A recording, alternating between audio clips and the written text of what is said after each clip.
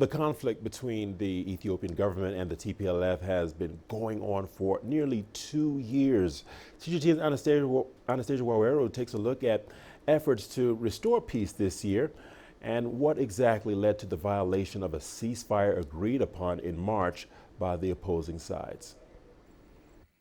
A truce reached in March between the Ethiopian government and the rebel Tigrayan People's Liberation Front was driven by the need to allow aid deliveries to the northern region of the country. The ceasefire had been described by the government as indefinite. It took effect immediately. The temporary halt to fighting allowed large aid convoys to enter Tigray after accusations of a blockade preventing aid from reaching the region. The rival parties then stated in June that they had appointed representatives for peace talks. However, the agreement was soon shattered last month when fighting resumed between the warring parties. Both the Ethiopian government and the TPLF forces have accused each other of reigniting the war.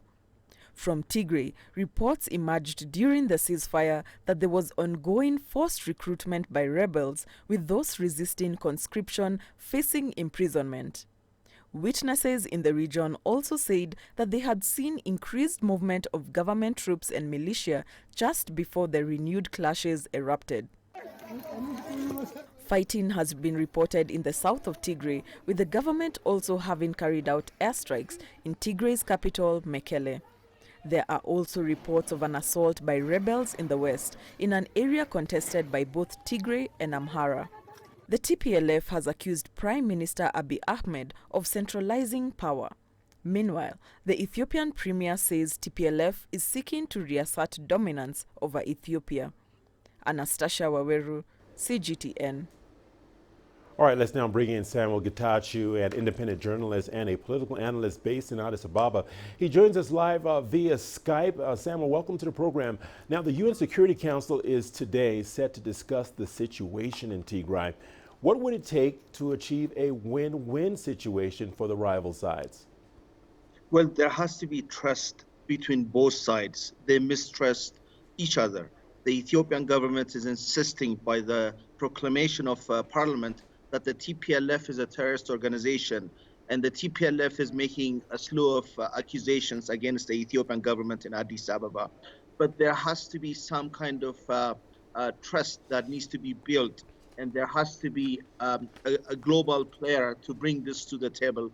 And then the Ethiopian government has been saying that it should be the African Union, the TPLF government, the regional government in Mekele has been saying it should be the retiring president of Kenya, Uhuru Kenyatta, who should play a role. But now they seem to be agreeing that it should be the African Union, which is a welcome addition. But there is also mistrust between both sides. The Ethiopian side is insisting they also have to be disarmed before any negotiation moves forward, as explained, as tweeted by a state minister of peace earlier today. All right, Samuel, in light of what you just said, an AU-led peace process seems to be the route accepted by both sides. If Addis Ababa confirms its willingness for an immediate ceasefire, how can it be made to hold? Well, again, I go back to what I said. There has to be trust. There has to be an understanding that this conflict, which has been going on for almost 2 years, has affected millions of Ethiopians. There's a displacement of millions of Ethiopians everywhere in the country, and the UN is saying famine is coming back to this country. It's becoming its reality. And there's also, according to some researchers, up to or even more than 500,000 people have died. So between both sides, there has to be an understanding that this conflict is really touching the core of the country.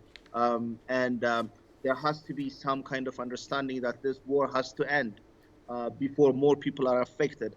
And this seems to be where the conflict is headed now, when the TPLF is saying they would side with the Ethiopian government and also go with the African Union to settle their differences. But again, the mistrust between both sides is really, really, really overwhelming.